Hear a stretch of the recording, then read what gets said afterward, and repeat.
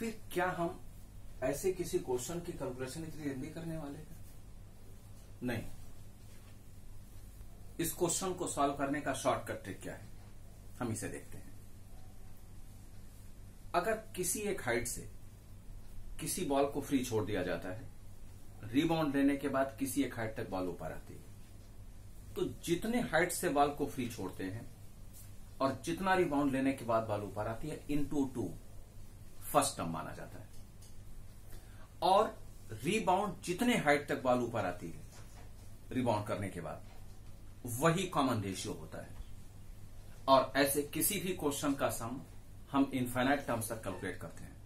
और अगर ये तीनों ट्रिक्स आपको पता हो तो इस लेंदी कैलकुलेशन की जरूरत नहीं पड़ेगी, आप तुरंत सम टू इन्फिनिटी या फिर जीपी का फार्मूला लगाकर आंसर फाइंड कर लेंगे। एक छोटा सा एग्जांपल इसके शॉर्टकट ट्रिक का कॉन्सेप्ट क्लियर करने के लिए। एक कोई बॉल है 90 फीट के हाइट से मान ले फ्री छोड़ दी जा रही है, रीबाउंड लेने के बाद 1/3 हाइट तक बॉल ऊपर आती है। Before coming to rest ball ने कितना वर्टिकल डिस्टेंस कवर किया? अब ध्यान दें, मैंने क्या कहा, 90 फीट के हाइट से बॉल को फ्री छोड़ा गया, 1/3 हाइट तक बॉल रीबाउंड लेने के बाद ऊपर आती है। Before coming to rest ball ने कितना डिस्टेंस कवर किया? इसके लिए अब फर्स्ट टर्म क्या होना चाहिए? फर्स्ट टर्म होना चाहिए जितने हाइट से बॉल को फ्री छोड़ा गया, जितने रिबाउंड तक बॉल ऊपर आती है इनटू 2, यही फर्स्ट टर्म हुआ। तो फर्स्ट टर्म कितना हो गया? इसको कैंसिल करेंगे, ये हो जाएगा 60। कॉमन रेशियो क्या हुआ? जितनी बॉल रिबाउंड लेने के बाद ऊपर आती है उसी को हम कॉमन रेशियो मानते हैं। सम टू इंफिनिटी या फिर जीपी के फार्मूला हमें लगाना चाहिए, लेकिन एक ट्रिक ये भी है कि फर्स्ट टर्म को तो आप बाहर कर देंगे, तो एस इंफिनिटी का फार्मूला तो लगाएंगे, लेकिन 90 बाहर करने के बाद यही आपका आंसर आ जाएगा। 90 प्लस ए की वैल्यू है 60 डिवाइडेड बाई 1 माइनस 1/3। इसको अगर सिंप्लीफाई करेंगे तो 90 plus 3 minus 1, 60 into 3 divided by 3 minus 1, तो 90 plus 60 into 3 180 divided by 2 90। Finally आपका आंसर हो जाएगा 180। तो अब जरा सोचिए कि ये इतनी लेंदी कैलकुलेशन डायग्राम ये आपके केवल समझने के लिए है। ऐसे किसी भी क्वेश्चन को सॉल्व करने का शॉर्टकट ट्रिक यही है। फर्स्ट टर्म आप सेलेक्ट कर लें, क्या होना चाहिए, कॉमन रेशियो चेक कर लें क्या होना चाहिए, सम टू इंफिनिटी या फिर जीपी का फार्मूला लगाना है इसमें। क्यों? बिफोर कमिंग टू रेस्ट हम काउंट नहीं कर सकते, लेकिन सम टू इंफिनिटी या फिर जीपी का फार्मूला लगाते समय जितने हाइट से बॉल को फ्री छोड़ते हैं उस वैल्यू को हम ऐड करके इसके फाइनल आंसर में लिखने वाले हैं। तो ऐसे किसी भी क्वेश्चन को सॉल्व करने का तरीका यही है। इनफाइनाइट टर्म्स तक के सम के लिए कुछ एक और क्वेश्चंस जिससे आपका कॉन्सेप्ट और अच्छी तरह क्लियर हो जाए। देखें, if x equals to 1 plus a plus a square plus and so on up to infinity, and y equals to 1 plus b square plus and so on up to infinity, find the value of 1 plus ab plus a square b square plus and so on up to infinity equals to question mark. यह पूछा गया, देखते हैं कैसे solve करेंगे इसे। x equals to 1 plus a square plus and so on up to infinity, इसकी meaning एक इनफाइनाइट सीरीज है, इस इनफाइनाइट सीरीज का सम x के इक्वल है। अगर इस इनफाइनाइट सीरीज का सम x के इक्वल है तो इस इनफाइनाइट सीरीज के सम का फार्मूला भी x के इक्वल होना चाहिए।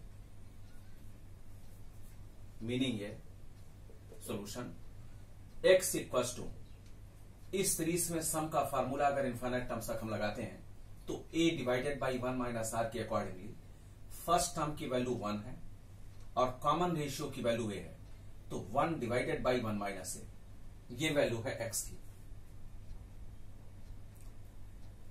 अगर हम इसे सिंप्लीफाई करें तो हम इसे लिख सकते हैं क्रॉस मल्टीप्लिकेशन से x minus A X equal to 1। अगले स्टेप में हम लिख सकते हैं x minus 1 equal to A X, और अगले स्टेप में लिख सकते हैं x minus 1 divided by x equal to A. हमने ऐसा क्यों किया ये मैं अभी आपको बता रहा हूं। अगला y equal to 1 plus B square plus one up to infinity. एक सीरीज यह भी है इनफाइनाइट टर्म्स तक, और इस इनफाइनाइट सीरीज के सम की वैल्यू y के इक्वल है। तो अगर इस इनफाइनाइट सीरीज के सम को y से इक्वेट किया गया है तो मीनिंग इसके सम का फार्मूला भी y के इक्वल होना चाहिए। तो y इक्वल टू इस सीरीज में फर्स्ट टर्म है 1 और कॉमन रेशियो है b, तो 1 डिवाइडेड बाई 1 माइनस बी। इसको भी अगर सिंप्लीफाई किया जाए क्रॉस मल्टीप्लिकेशन से तो y minus Y B equal to 1। अगले स्टेप में हम लिख सकते हैं y minus 1 equal to Y B, और अगले स्टेप में हम लिख सकते हैं y minus 1 divided by y equal to बी। जो दो इंफॉर्मेशन दिए गए थे उससे हमने a और b की वैल्यूज निकाल दिया। अब हमसे क्या पूछा गया है वो देखते हैं।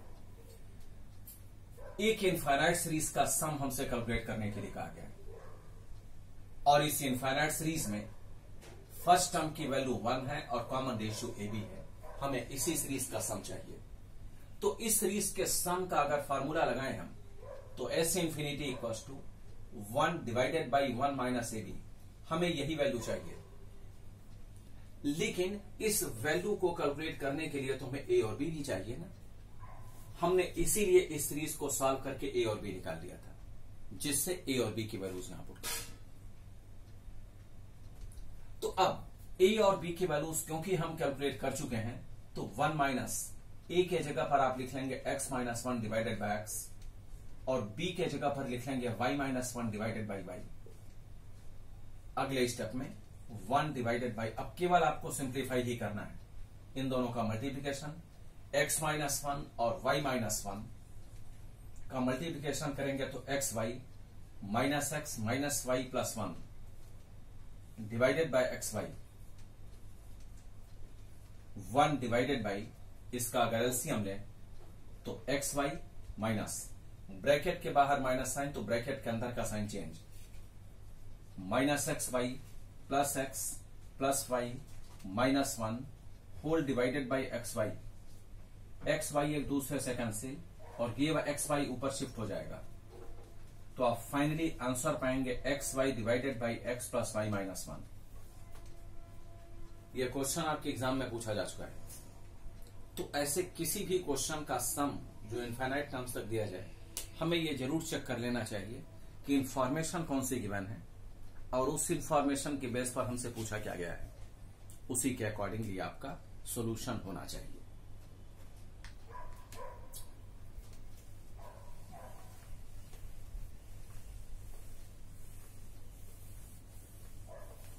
अर्थमेटिक प्रोग्रेशन और ज्योमेट्रिक प्रोग्रेशन के nth टर्म और सम से रिलेटेड कुछ क्वेश्चंस ऐसे बनते हैं जिनके सॉल्व करने का पैटर्न एक ही होता है। क्वेश्चन क्या है वह देखते हैं, उसके बाद इनके सॉल्यूशन का तरीका देखते हैं। If ABC be the oblique sum of, ये भी स्टेटमेंट हो सकता है, ये भी स्टेटमेंट हो सकता है, pth qth and rth term respectively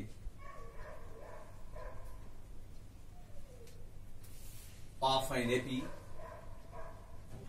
oblique GP, then the value of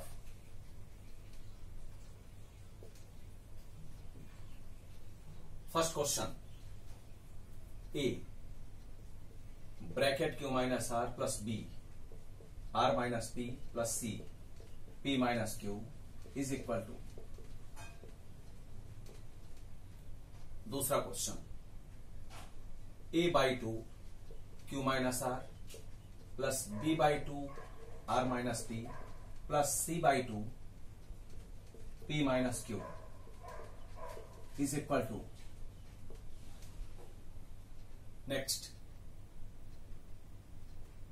A log P minus Q minus R plus B log R minus P plus C log P minus Q is equal to